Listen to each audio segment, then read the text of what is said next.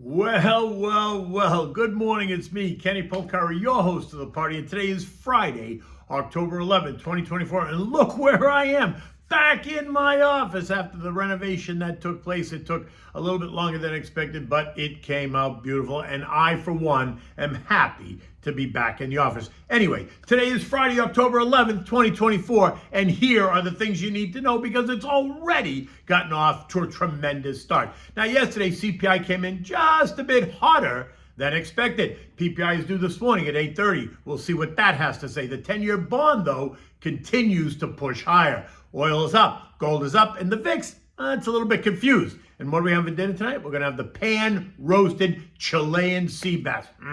Delish. Okay, so the Wall Street Journal plays down the latest report. In the headline, it says inflation eased slightly in September, right? It's all in bold lettering. But the subtitle, maybe not so much. That says, but last major read on the consumer prices before elections was hotter than expected.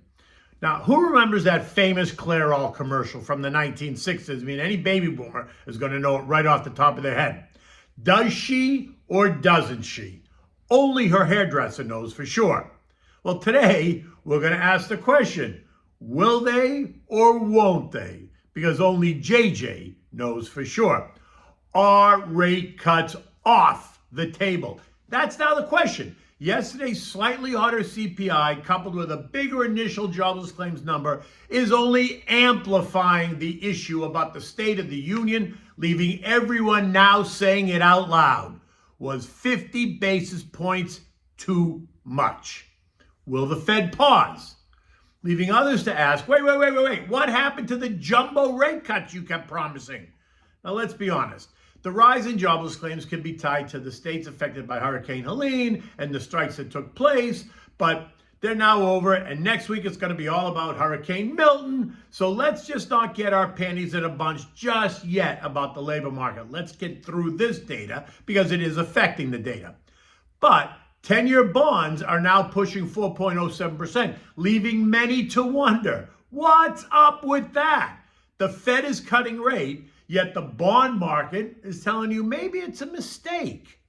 Now, yesterday's action was by no means a disaster at all. Stocks did decline, but they didn't plunge. At the closing bell, the Dow was down 58 points. The S&P was down 12. The NASDAQ lost 10 points. The Russell down 12 points. The Transports lost 53 points, and the equal-weighted S&P was down 28 points. So again, this is no reason to light your hair on fire, at least not yet. Now, yesterday's CPI did take the wind out of the sails a bit, and it just might act as an excuse for markets to finally pull back from these all-time highs. One report doesn't necessarily change the outlook, but we do all agree that momentum appears to be a bit overdone. The market's up 13% off that August meltdown as it makes a new high after new high. None of the seasonal weakness playing out the way that it always does. Why? Because JJ keeps promising lower rates. So we're going to have to turn our sights now on to earnings, which started today, and retail sales, which we're going to get next week. So now the argument for the next 3 weeks is going to be what JJ is going to do. Is he going to cut 25 or is he going to do nothing? Now, the Fed heads that we heard from yesterday, Johnny Williams, Tommy Barker, and Austin Goolsbee, were apparently all unfazed by yesterday's CPI. And as far as they're concerned, they want to keep cutting.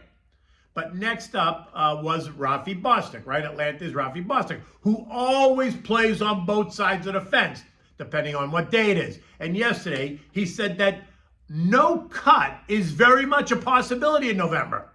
Now, where is Mary Daly when you need her? Mary is always more hawkish, preferring to do nothing at the next meeting.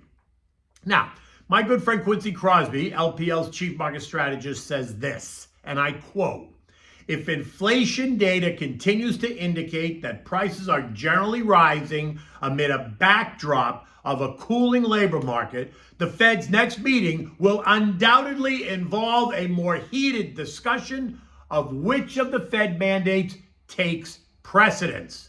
Now, those mandates are inflation and the labor market. So you ask, Does the Fed continue to cut rates to stimulate the labor market, which will ultimately stimulate inflation once again? So it's a very, very fine line. Traders are now pricing in an 85% chance of a 25 basis point cut. But that could change after today's PPI report, right? Inflation at the producer level and the start of earnings season. The latest data suggests that earnings are going to be up 5% year over year and up 1.3% quarter over quarter. Revenues expected to be up 4% year over year and about 0.5% quarter over quarter. These estimates are down slightly from prior estimates as we came into the quarter, so they've been revised lower. Now, over the next 2 weeks, it's going to be all about the financials and the big banks, and the sector is expected to report year-over-year earnings decline of about 12%. Now, a couple of thoughts here, right? The yield curve uninverted over the quarter, right? Net interest income is likely going to be restrained. Jamie Dimon suggested that 3 weeks ago, but there's a surprise there. We'll talk about that in a minute because of sluggish loan growth. M&A is expected to be weak. Mortgage applications are sluggish despite the decline in rates. Asset management results are expected to be up. Think that 5% gain in the S&P over the quarter. Loan loss reserves are also expected to be up as banks prepare for a weaker consumer. Think defaults, mortgages and credit cards, etc. But that may be offset with lower rates. In the end, it's going to be what the CEOs say about the future. It always is. Will there be reasons to look through some of these negatives, right? Will they tease us about more positive conditions in 2025? Yesterday, we got earnings from Domino's Pizza, which they beat. Delta Airlines, they missed. So right now, it's 50-50. But in either case, both stocks sold off. Both painted weaker forward guidance. In only a few hours, we're going to hear from JP Morgan, Bank of New York, Wells Fargo, and BlackRock. Next week brings us PNC, Bank of America, Citibank, Morgan Stanley, Goldman Sachs, Security Financial, U.S. Bank, and State Street. Now, scattered in there, we're also going to hear from Johnson & Johnson, which is large pharma, UNH, which is managed healthcare, Schwab, which is wealth management, and PGR, which is PNC insurance. Of the 11 S&P groups, only energy and basic materials rose yesterday, up 0.7 and up 0.25% respectively. The other 9 sectors ended the day lower, with communications and real estate out in front, down 0.75% and 0.8% respectively. Interestingly enough, tech, which has been on fire recently, essentially ended the day flat, which suggests to me that this maybe really isn't that big of a deal yet. Because if investors were really worried, tech would have come under much more pressure. But it ain't over, remember, until the fat lady sings. So let's watch and see what happens. Now, bonds continued to create some angst. The 10-year touched 4.11% before ending the day at 4.06. And this morning, it's up by another 2 basis points at 4.08. What was trendline resistance at 4.06 is now support, leaving the long-term trend line at 4.16 to be the next level to be tested and fall. If the 10-year pierces that, then what is that going to say about the market and investor psyche? Is that enough to create finally a bit more angst for investors? And then what will JJ do if inflation begins to rear its ugly head again? Yesterday, the TLT lost 0.4%. The TLH gave up 0.25%. Taking both those ETFs further into negative territory, down 4.85% and 2.5% respectively year to date. Remember what I told you yesterday. Rising bond yields could mean that investors expect the Fed to raise rates in response to inflationary pressures or a hot economy. It could also mean that the government's getting ready to spend more money, something that both candidates have promised to do. And this increases the need for Janet to do what? To bring more bonds to the market to support the spending. More supply will push prices down, and that will send yields higher. And this once again begs the question, what is the tipping point for the 10-year yield to create a pullback in the market? Oil, now that continues to push higher. Yesterday it rose 3.2% or $2.35 a barrel to end the day at $75.85. The story is the same. The closure of oil rigs in the Gulf, demand created by the recent hurricanes that hit the Gulf Coast, as well as the ongoing conflict in the Middle East as the news reports that Israel's response is imminent. The Washington Post reports that Israel's war cabinet is meeting right now on how it will retaliate. This after Jojo begged Benny to back off yesterday.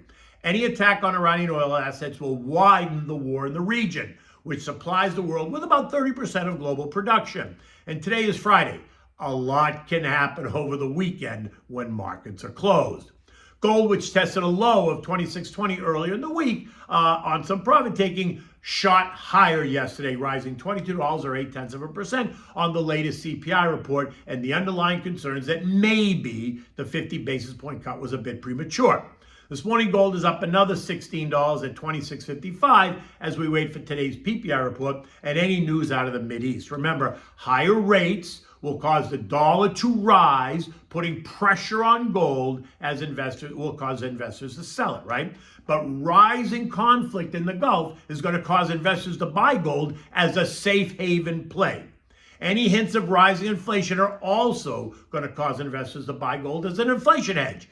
So it's a push and pull for now, leaving gold in between that 2,600, 2,700 trading range. U.S. futures this morning are all lower. Dow futures down 60, the S&P's down 10, Nasdaq's down 55, the Russell's down 7. This as the market awaits today's economic data, the September PPI report. Now the question is, will it show a slight increase the way that the CPI did? And if so, what will be the reaction? Remember, I did say that the CPI, PPI data is basically no longer the big boogeyman that it was, unless, of course, it suddenly spikes higher. Now, expect the earnings parade to begin at 7 a.m. BlackRock, right, investment management, just reported and they crushed it. Revenues at $5.2 billion versus the expectation of $5 billion, while earnings per share came in at $11.16 versus $10.40. Now, it's really funny because Larry Fink always tries to one-up Jamie Dimon on earnings day, right? He's like the 13-year-old behind the school looking for a fight, right? Now, BlackRock is trading at its highs, $956. So what will the reaction be? BlackRock is quoted up $20 in the pre-market or 2% higher this morning. And JP Morgan just reported, and they, as usual, killed it too. $4.37 a share versus the estimate of $4. Net interest income surprisingly beat the estimates, and the stock is quoted up $3 or 1.5%. Now, we're also going to hear from the Fed's Lori Logan, Austin Goolsbee, and again, Mishy Bowman. Remember, Goolsbee wants more cuts. Logan and Bowman are a bit more restrained. So let's see how this goes, right? Because restraint suggests caution. Just saying. Now, European markets are all trading around the flat line, none of them up or down by any real amount. Investors there are waiting on today's PPI report and the tone of the start of the earnings season. So far, we had 6 reports, and 6 reports all beat the estimate. So now we're batting close to 90%.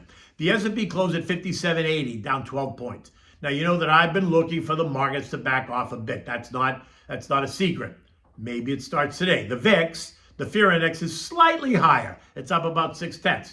So let's see what happens after the PPI report, what the VIX then does. In the end, though, it doesn't necessarily make a difference to the long-term investor. Why? Because he or she has a plan. They have a long-term outlook. They're not distressed by drawdowns, short-term drawdowns, right? They welcome those drawdowns, in fact, to put more money to work as long as the theme has not changed. Successful investing is about having a plan and remaining focused on that plan. Click, give me a buzz. You can find the link on my Twitter page. In my Morning Thought blog this morning. Just click on the link and send me a message. I'll be happy to give you a call back. Okay. So what do we have for dinner tonight? So this is a relative classic dish, right? It's a pan-roasted Chilean sea bass. And if you like Chilean sea bass, this is a great recipe to have. So for this, you need the sea bass. So you need a pound of sea bass. You need olive oil, butter, onions. You need white wine, fresh wild mushrooms, chicken stock, salt and pepper, and chopped parsley to add some color. You want to prepare by chopping the onion, slicing the mushrooms, and chopping up the parsley. Have all the other ingredients out on the counter to ease the process of when you create this dish. It's just better if everything is there, then you don't have to go looking for it, right? Now, get started by preheating your oven to 450 degrees. It's important to make sure that the oven is ready to receive the fish without having to heat it up while the fish first goes in there, right? Kavish?